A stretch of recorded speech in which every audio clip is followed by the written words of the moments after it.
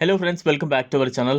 ఈరోజు మనం వీడియోలో చాలా ఆసక్తికరమైన మరియు మిస్టరీతో నిండిన ఒక విషయం గురించి తెలుసుకుందాం.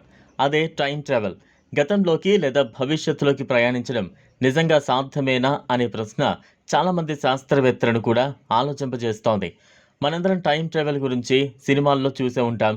ఉదాహరణకు ఆదిత్య 369 లేదా అవెంజర్స్ ఎండ్ గేమ్ లాంటి సినిమాల్లో హీరోలు గతంలోకి లేదా భవిష్యత్తులోకి వెళ్ళడం చూపిస్తారు.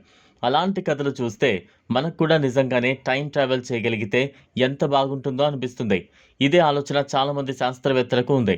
కానీ ఇప్పటివరకు టైం ట్రావెల్ నిజంగా సాధ్యమా కాదా అనే విషయంపై స్పష్టమైన సమాధానం అయితే లేదు. అయితే ప్రపంచంలో కొంతమంది తాము నిజంగానే టైం ట్రావెల్ చేశామని చెప్పిన సంఘటనలు ఉన్నాయి. అవి నిజమా లేక అపోహలా అన్నదే ఇప్పటికీ మిస్టరీగానే ఉంది. అలాంటి కొన్ని సంఘటనలను ఇప్పుడు తెలుసుకుందాం. మొదటి సంఘటన 1901 సంవత్సరంలో ఈ ఘటన జరిగింది. చార్లొట్టే మోబెర్లీ మరియు ఎలియానోర్ జోర్డాయిన్ అనే ఇద్దరు మహిళలు ఫ్రాన్స్లోని పెటిల్ ట్రియానన్ అనే ప్యాలెస్ను సందర్శించడానికి వెళ్లారు. ఆ ప్యాలెస్ ఆ సమయంలో ఖాళీగా ఉండేది. కానీ వాళ్ళు అక్కడి గార్డెన్లో ఇద్దరు వ్యక్తులను చూశామని చెప్పారు. ఆశ్చర్యకరమైన విషయం ఏంటంటే ఆ ఇద్దరు 18వ శతాబ్దానికి చెందిన వ్యక్తుల్లా కనిపించారట. ఈ సంఘటన గురించి వారు తర్వాత తన పుస్తకం కూడా రాశారు. ఈ సంఘటన టైం ట్రావెల్కు సంబంధించినదా లేక కేవలం భ్రమ మాత్రమేనా అన్నది ఇప్పటికీ స్పష్టంగా తెలియలేదు. మరో ఆసక్తికరమైన ఉదాహరణ గురించి తెలుసుకుందాం. 1928లో వచ్చిన చార్లీ చాప్లిన్ సినిమా ది సర్కస్లో ఒక చిన్న సీన్ ఉంది. ఆ సీన్లో ఒక మహిళ రోడ్డుపై నడుస్తూ చెవికి దగ్గరగా ఏదో పట్టుకుని మాట్లాడుతున్నట్టుగా కనిపిస్తుంది. చాలామంది అది సెల్ ఫోన్ అని అనుమానించారు.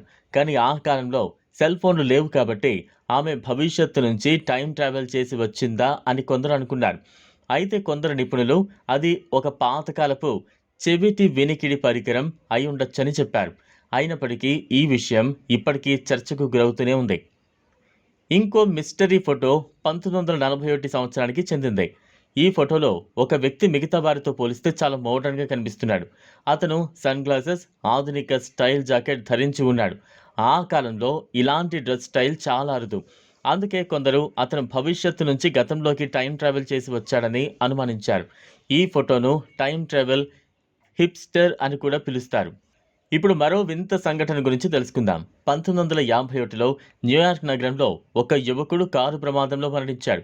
అతని జేబుల్లో ఉన్న వస్తువులను చూసినప్పుడు పోలీసులు ఆశ్చర్యపోయారు. ఎందుకంటే అతని దగ్గర ఉన్న బిల్లులు మరియు పత్రాలు అన్నీ 1876 సంవత్సరానికి చెందినవి. విచారణలో తెలిసిందే ఏంటంటే రుడాల్ఫ్ ఫెంజ్ అనే వ్యక్తి 1876లో అకస్మాత్తుగా మిస్సింగ్ అయ్యాడట. ఆ వ్యక్తి 1951లో కనిపించాడని కొందరు అనుమానించారు.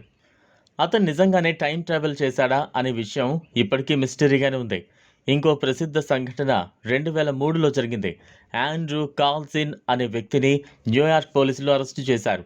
అతను స్టాక్ మార్కెట్లో కేవలం కొద్ది రోజుల్లోనే భారీ మొత్తంలో డబ్బులు సంపాదించాడు.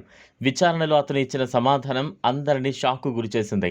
తాను భవిష్యత్తు నుంచి వచ్చిన వ్యక్తినని, 2256 సంవత్సరానికి చెందినవాడినని చెప్పాడు. టైం ట్రావెల్ చేసి గతంలోకి వచ్చానని తెలిపాడు. ఈ కేసు మరింత మిస్టరీగా మారింది. ఎందుకంటే ఒక సమయంలో కోర్టుకు తీసుకువెళ్తుండగా అతను అకస్మాత్తుగా కనిపించకుండా పోయాడు. ఇలా ప్రపంచంలో టైం ట్రావెల్ గురించి అనేక కథలు మరియు సంఘటనలు ఉన్నాయి.